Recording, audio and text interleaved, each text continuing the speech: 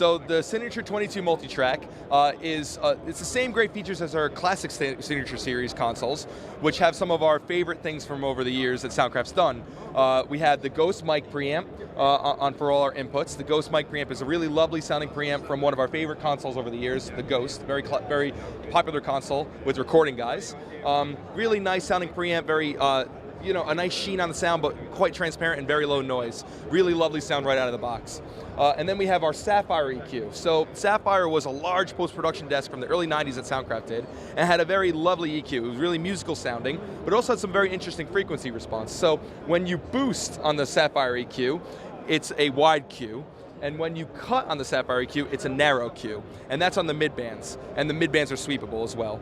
And then on the shelves, on the low frequency shelf and the high frequency shelf, you also have some nice interesting response. So when you boost on the low frequency shelf, you get the nice low end that you want, but it also cleans up 20, 30 hertz and that stuff that you don't want.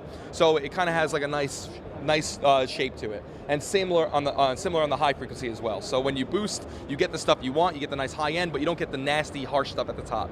So it's a very musical, very easy EQ to use and get a good sound out of. Then we have this part down in the console is basically a GB series console. So the Soundcraft GB is one of our most popular mixers ever. Very nice layout, very familiar, very powerful in terms of the aux routing and the subgroup routing. So basically we took that half of the mixer and do all that. And we have 5 auxes on the Signature 22 multi-track, and we have 100mm faders on the Signature 22, and we also have 4 mono or 2 stereo subgroups. So that's just the analog bits of it. There's also something very cool on the USB side of things. So we have our standard signatures, which are 2 in, 2 out USB, but our Signature multi-tracks have multi-channel USB audio interfaces. So we have the Signature 12, which is 14 in, 12 out, and we have the Signature 22, which is 24 in, 22 out. So the way this works is that all the input channels always send their inputs down USB, and that sends it post-gain.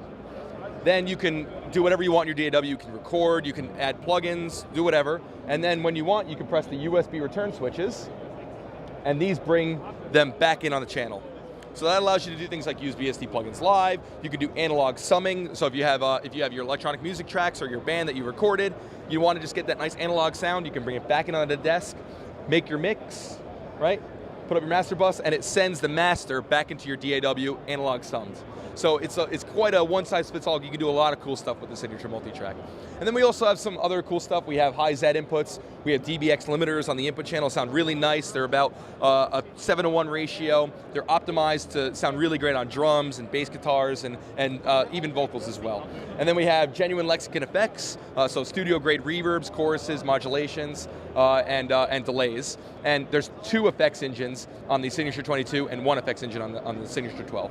So very powerful console and very affordable, trying to bring Soundcraft to a new generation of musicians and engineers.